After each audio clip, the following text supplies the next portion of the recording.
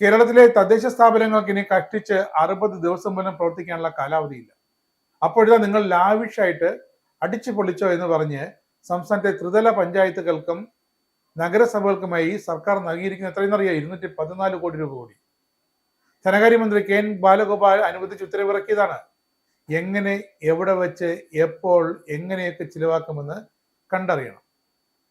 അടുത്ത ഭരണസമിതിയിലെ കാത്ത് പാതി വെന്ത റോഡും മുക്കാലടിച്ചു തീർത്ത കലുങ്കും മേൽക്കൂര പൂശാത്ത കെട്ടുമൊന്നും ഉണ്ടാകാതിരുന്നാൽ അവരുടെ ഭാഗ്യം.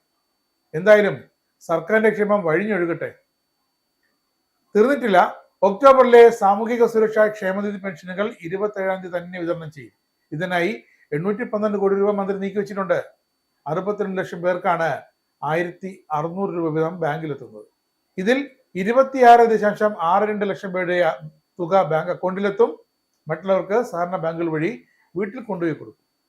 ഇനി തദ്ദേശ തെരഞ്ഞെടുപ്പ് തീയതി പ്രഖ്യാപിച്ചാൽ പിന്നെ വീട്ടിലെത്തി പെൻഷൻ കൈമാറുന്നത് നടക്കില്ലെന്നാണ് ഇപ്പോൾ അറിയാൻ പറ്റുന്നത്.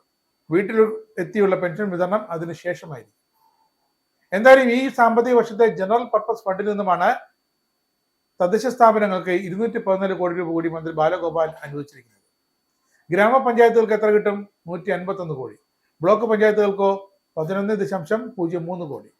ജില്ലാ പഞ്ചായത്തുകൾക്ക് ഓരോന്നിനും 7.89 കോടി വെച്ച് കിട്ടും. മുനിസിപ്പാലിറ്റികൾക്ക് 25.83 കോടിയും കോർപ്പറേഷനുകൾക്ക് 18.25 കോടി രൂപയുമാണ് ഇപ്പോൾ സർക്കാർ അനുവദിച്ചിരിക്കുന്നത്.